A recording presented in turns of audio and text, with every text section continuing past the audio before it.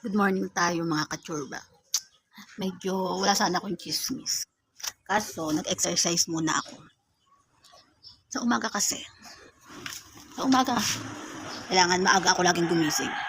Kaya dahil dyan, tara na mag-chismis, chikahan. Di pa ako naahit ng kilikili. Meron pa din. Kami ingay. So, na-chismis ko lang yung sarili ko. Pag umaga talaga, lagi ako nag-exercise. Kaya naglalakad-lakad. Lalo na't mga sarado pa yung mga bahay. Lakad-lakad lang ako, nagpapahangin, hanggang dumating ang araw, nagpapaaraw ako. Tapos pag uwi dito sa loob ng bahay, nag-exercise ako. Kaya alangan namang sa kalsada ako mag-exercise. Diyos me, kahiya. Sa dami mga kachismosa. So, sa totoo lang, araw-araw talaga ako nagbi-BP. Wala eh. Umpisa yun nung na-stroke ako. Lagi-lagi na ako nagbi-BP. Hindi naman ako lagi nagpo-post. Minsan lang, kunyari once a week or 2 weeks. Kasi dati, para sa akin dati, ang pagtatrabaho, isa naman yung exercise dati sa trabaho, di ba? Kasi 12 hours kang trabaho.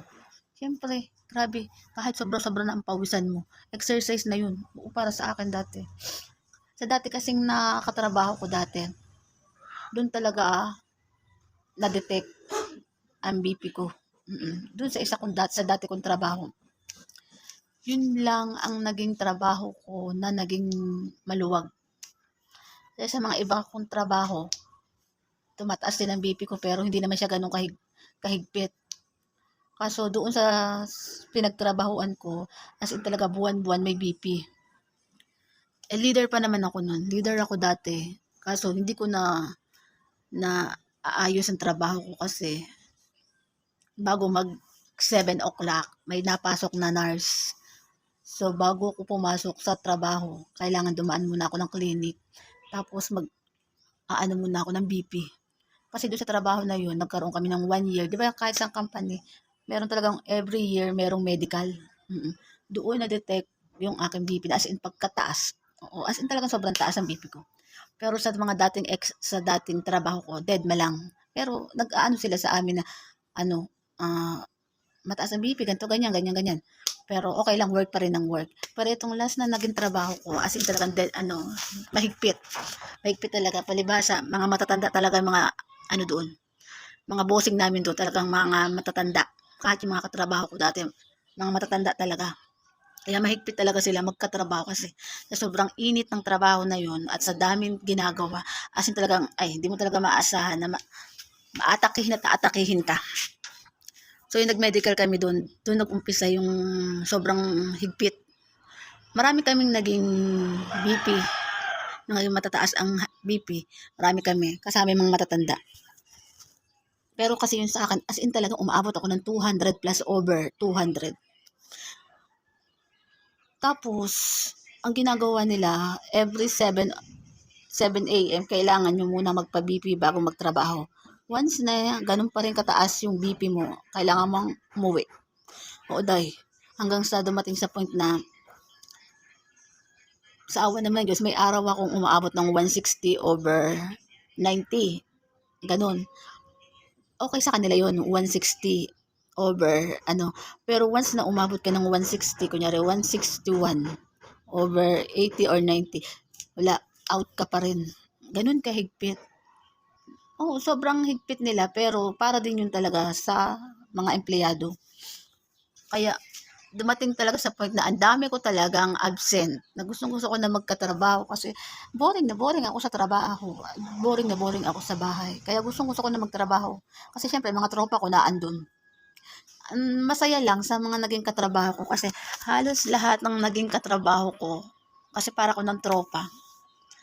Dala ng prutas, dala ng mga gulay, may mga dahon-dahon pa. May mga dahon-dahon pa na, pakuluan mo yan, ay nang inumin mo. Na halos hindi na ako hindi na ako nainom nun na ang alak. Pero lahat talaga kami nagiinuman dati sa boarding house ko. So dumating nga sa point na talaga as in, lagi na akong absent. Ang nakakatuwa lang, kasi kahit yung mga nagiging kaaway kong katrabaho, Lagi sila napunta sa boarding house ko, dala-dala ng prutas, dala ng gulay, kumain ka na ate, ganyan-ganyan. Nakakatuwa. Nakakatuwa talaga na may katrabaho. Kaya para sa akin, sa naging trabaho ko na yun, sobrang nakakamiss. Nakakamiss. Pero halos naman ang naging trabaho ko, okay naman. Kaya lang, ito lang talaga yung naging trabaho ko na sobrang mahigpit.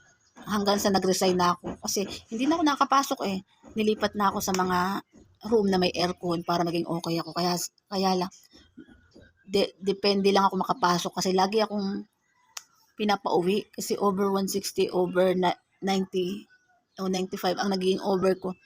So, pinapauwi pa rin ako. So, ang ending, nag-resign na lang ako. Yun.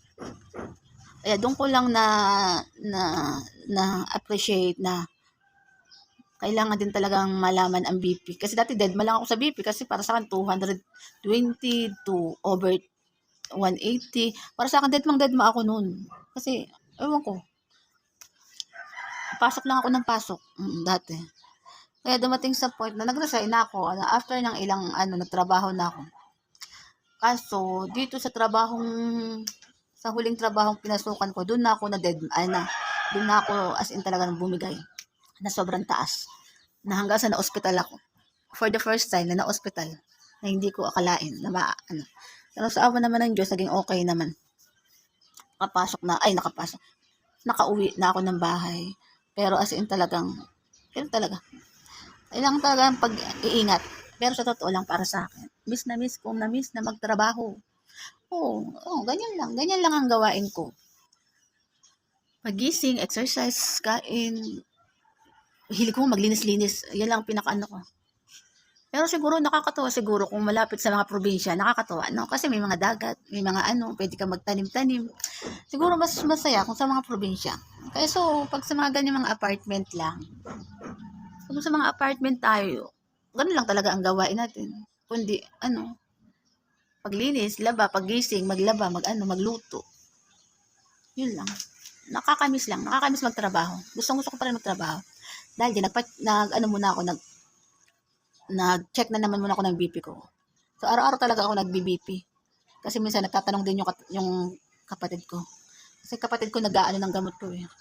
Totoo lang, gusto ko magpa-check up uli ako para mabawasan ang gamot ko. At least, kahit yung pang BP na lang, ayun lang, inumin, mabawasan. Yun lang, napachika lang ako. Wala talaga akong chichismis eh. Napadaan lang ako. Yun lang. Bye. Pag umaga, kami ay para makita ang aking dip eh. Labo naman din dahil nakabili ng ilaw. Alala. Kita tayo. Dahil dyan.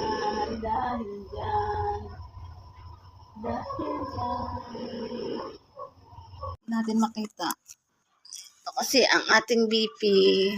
So, ito yung BP ko today. Kailangan lagi exercise. Dahil dyan, thank you naman. Kasi at least, mababa pa rin naman siya. So, dahil kahapon talaga, lagi kami. Walang problema. Kaya inaaraw-araw ko talaga ang pag-BP. Pero hindi ko naman lagi pinopost. Wala lang kasi para din naman sa akin yan. 'Di ba? Kasi once na na-stroke, 'di ba? Pabago-bago talaga ng mga BP. Kaya dati yung huling ko, dinagdagan yung ko dati. Kasi ang init lagi, tapos pag nagpapa-check up ako, oras pa ng 1:00, Diyos me, dahil napakainit talaga.